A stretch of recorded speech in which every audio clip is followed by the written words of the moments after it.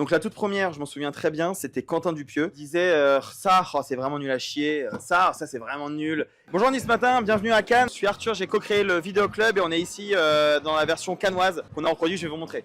Donc en fait, l'idée du Vidéo Club, c'est un format d'interview qu'on a créé il y a maintenant 8 ans, 7 ans. La toute première, c'était Quentin Dupieux qui, pour la sortie de Au Poste, nous disait « Je veux plus faire des interviews classiques, j'en ai marre, est-ce que vous pouvez me trouver un autre truc ?» Il y a beaucoup de formats où on invite des musiciens dans des disquaires, ce serait quoi l'équivalent en cinéma?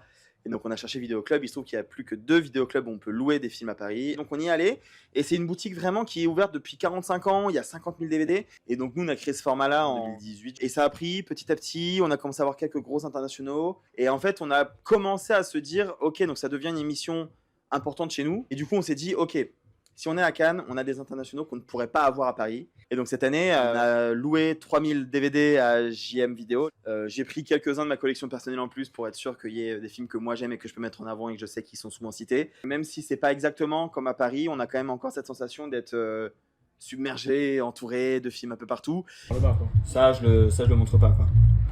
Moi, ce que j'aime bien aussi, c'est de ramener des gens un peu surprenants, des gens dont on entend moins parler de cinéma. Par exemple, on a interviewé le rappeur SCH ou un Jamel Debbouze, qu'on entend rarement parler de sa cinéphilie, etc. SCH qui va citer les films de mafia, Gomorrah, etc. D'un seul coup, attrape le DVD de Je verrai toujours au visage et il dit j'ai pleuré au cinéma, ça ne m'arrive jamais. Ça, c'est des moments auxquels on ne croit pas trop. Ou quand on reçoit Ben Stiller et que d'un seul coup, il attrape Monte Cristo en disant « Ah, mais j'adore Pierre Ninet, I love Pierre Ninet, et j'ai vu ce film et c'est incroyable. » Bon, alors, c'est difficile de résumer 3 DVD qui, je pense, sont nécessaires dans un vidéoclub. Bon, le premier, c'est Memories of Murder. Et ça, pour le coup, c'est un film qui est très souvent cité. Autre film les plus cités du vidéoclub, qui est Le Salaire de la peur. Je pense, est dans le top 10 des films les plus cités de l'émission. Et à raison. Et un film qu'on ne retrouve pas souvent sur les plateformes de streaming. Parce que c'est ça le DVD. Hein.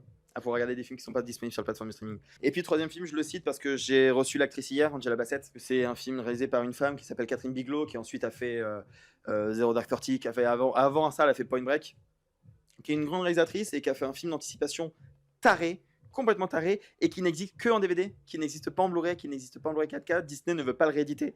Et donc, les gens qui collectionnent les DVD savent qu'il y a des films qui sont rares. Stranger Days en est un. Donc voilà, c'est un peu difficile d'en résumer à 3, mais ça fait une bonne tranche de cinéma là.